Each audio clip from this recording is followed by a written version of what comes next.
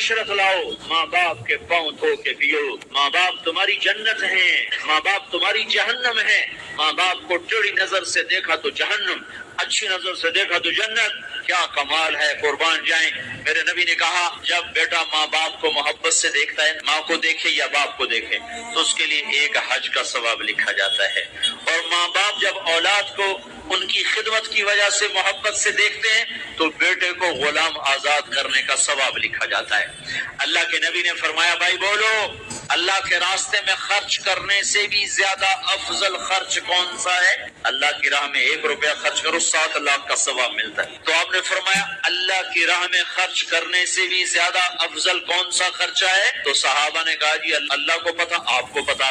تو آپ نے فرمایا بیٹے کا ماں باپ پہ خرچ کرنا اللہ کی راہ میں خرچ کرنے سے زیادہ افضل ہے۔ اب میرے تو مر گئے، تمہارے زندہ ہیں تو کچھ کر لو، مر گئے تو بس پھر ہاتھ ہی ملتے رہ جاؤ گے۔ پر وہ بھی اب کسی کو توفیق نہیں ہوتی کہ کوئی افسوس اور غم ہو کہ کتنی بڑی دولت سے میں محروم ہو گیا۔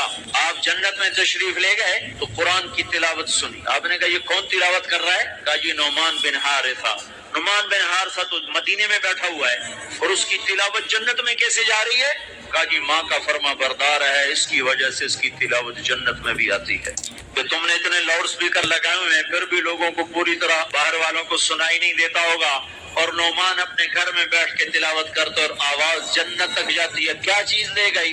نہ جہاد، نہ تبلیغ، نہ نماز، نہ صدقہ، نہ تہجد، نہ علم، نہ حدیث، نہ تفسیر، کیا چیز لے گئی؟ ماں کی خدمت نے آواز کو جنت تک پہنچا دیا۔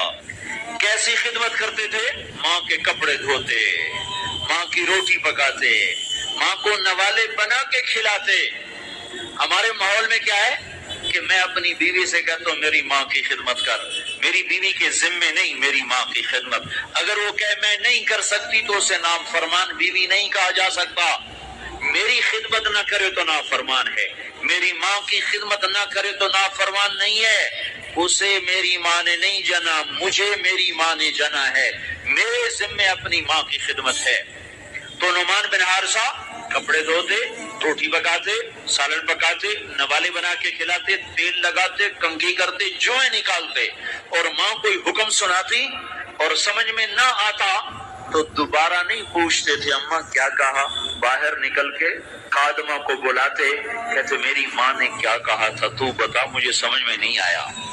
ادب کی وجہ سے ماں سے دوبارہ پوچھتے نہیں تھے۔ اور میرے بھائیو، ماں باپ کی قدر کرو۔ موسیٰ علیہ السلام نے پوچھا یا اللہ میرا جنت کا ساتھی کون ہے؟ اللہ تعالیٰ نے کہا فلاں قصائی۔ موسیٰ اور قصائی میں کیا جوڑ ہے؟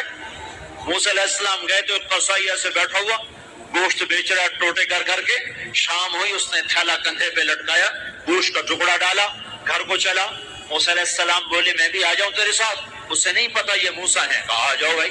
گھر میں گیا، اس نے جا کے گوشت کے ٹوٹے چھوٹی چھوٹی بوٹیاں بنائی، ہانڈی پہ چڑھایا، آٹا گوندھا، سالن تیار ہوا، روٹی پکائی، تو تیار کر کے ٹرے میں رکھ کر ایک بڑھیا عورت بیٹھی جس کو الٹے ہاتھ کندھے کا سہارا دے کر ایسے بٹھایا، پھر آپ نے سیدھے ہاتھ سے نوالے بنا کے اس کے منہ میں ڈالتا رہا، کھلاتا رہا، پھر اس کا منہ صاف کیا۔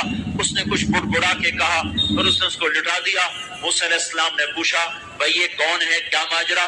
کہا میری اماں ہے، صبح جاتا ہوں اس کے سارے کام کر کے جاتا ہوں، شام کو آتا ہوں پہلے اس کے کام کرتا ہوں، پھر اپنے بچوں کو دیکھتا ہوں۔ موسیٰ علیہ السلام نے کہا یہ کچھ کہہ رہی تھی۔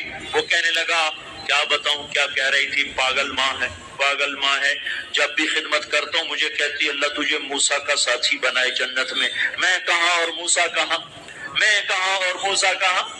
وہ جب بھی میں خدمت کرتا ہوں کہتی اللہ تجھے موسیٰ کا جنت میں ساتھی بنائے۔ آئے ہائے، موسیٰ علیہ السلام بولے تیرا کام بن گیا، تیری ماں نے تجھے موسیٰ سے ملا دیا۔